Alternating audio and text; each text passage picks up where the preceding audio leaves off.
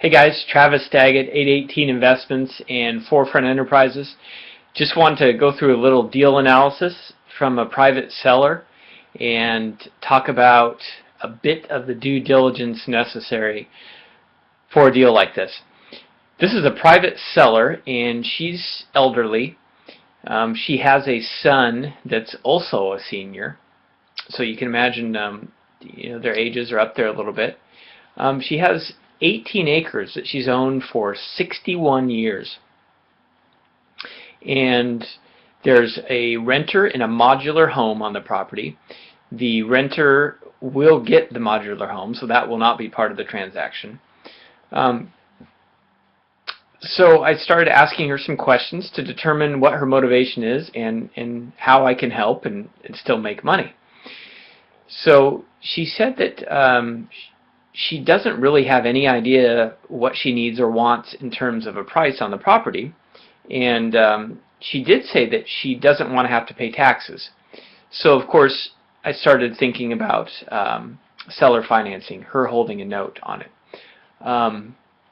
She's not subject to capital gains on the first $250,000. So anything beyond that, she will have to pay capital gains. She could avoid paying some of those higher rates by financing the purchase.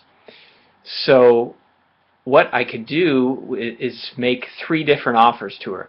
One would be the lowest purchase price overall, which would be a cash offer. And now I'm not a builder or a developer, so I would just flip that to somebody that is. The second option would be a certain amount of cash, a low interest rate financed on the remainder, and for a short term. The third option would be possibly a certain amount of cash. The second option, the price would be a little higher. The third option, the price would be the highest. It could maybe be no cash down, a low interest rate, and then a long term. That would be the best for me, of course, because then I could sell it at a higher interest rate and do a wrap and establish some cash flow off the property long term. But all 3 of those would naturally be a win, and hopefully they'd be a win for both of us. So a few questions I asked her, and keep in mind that a lot of times you're going to know the answer to these questions, but the seller needs to hear themselves say it, and I need to hear them say it too.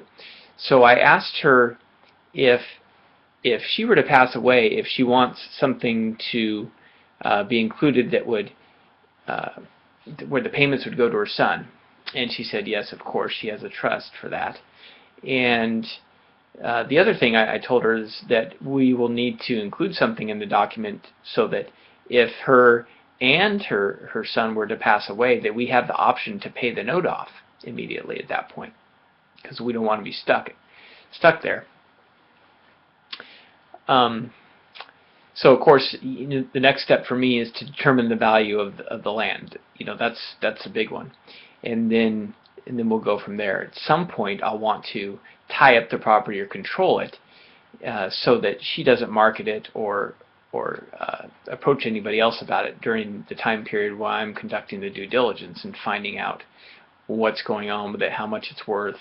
I believe she owns it free and clear, but I think she said there's septic on one of the lots or something, but I have to see how it's divided, and what the use, what it's zoned, what kind of use, that kind of thing, and possibly approach some builders or other people that might be interested in that kind of land. So I hope that helps as far as analyzing and conducting due diligence on a private owner, private seller transaction that's a little outside of the normal bounds of just a house on a little bit of land.